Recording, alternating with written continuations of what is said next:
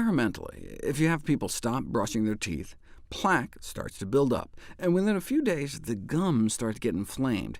You can't see anything yet, but if you take a biopsy at the gum line, you can see the inflammation starting to spread. And within a few weeks, overt gingivitis becomes apparent, where your gums can get red, swollen, and bleed easily. And if you don't do anything about it, you can develop periodontal disease, where the inflammation creeps down into the supporting structures of the tooth, the bone and ligaments, setting you up for tooth loss. OK, but how did we get along for millions of years without brushing? Yeah, dental disease is almost universal these days, but thousands of years before the invention of the toothbrush, there are skulls with perfect teeth. Now you can say, yeah, but that was also thousands of years before the invention of candy bars, but you don't know until you put it to the test. OK, yeah, but where are you going to find people to not only stop brushing, but also to forego eating processed junk? Security guards. That's how you do it. It's one of these Survivor-type TV shows, where people were forced to live under Stone Age conditions, so no toothbrushes, toothpaste, dental floss, toothpicks, or other oral hygiene products for a month. Now, they could use a twig or something, but they're pretty much on their own. But no candy bars either. Right?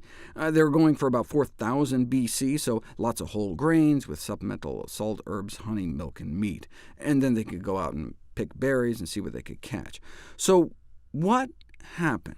With no oral hygiene, their plaque built up. But their gums got healthier. This is measuring BOP, bleeding on probing, whether or not your gums bled when poked with a dental tool, a measure of gingivitis. And in almost every case, they got better. Here are before and after pictures. Yeah, lots of plaque buildup, but actually healthier gums. How is that possible?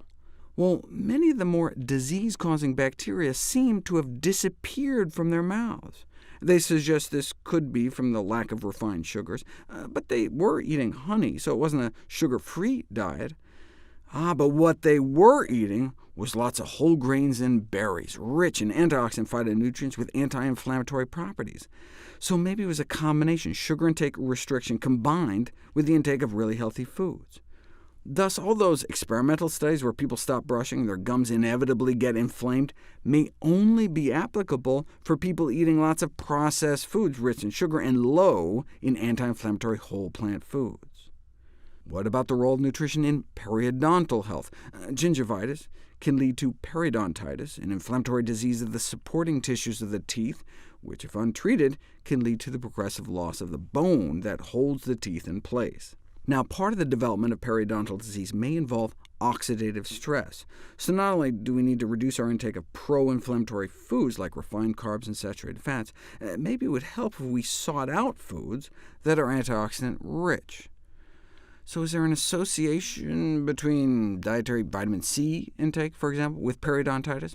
Apparently so, with increasing risk of periodontitis associated with lower levels of vitamin C intake, but you don't know until you put it to the test to figure out what effect vitamin C depletion and supplementation would have on periodontal health. They basically locked everyone up for 3 months so they can provide controlled amounts of vitamin C, and measures of gum inflammation were directly related to their vitamin C status. On about 1 orange worth of vitamin C, their gums improved, but then down to 5 milligrams a day, they got worse.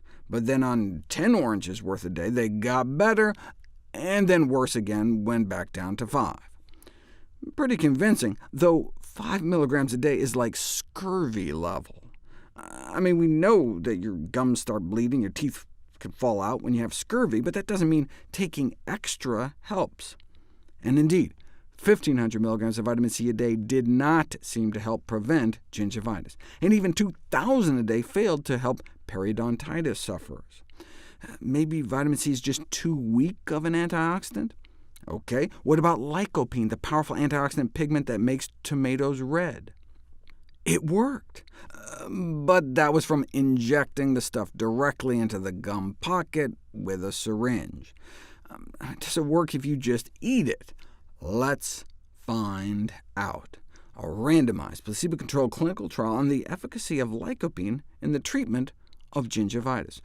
2 weeks of less than a single tomato a day's worth of lycopene versus placebo for 2 weeks, both along with a standard dental treatment, which helped a 10 to 20% reduction in gingivitis in the placebo group, but nearly 30% improvement within just 1 week in the lycopene group.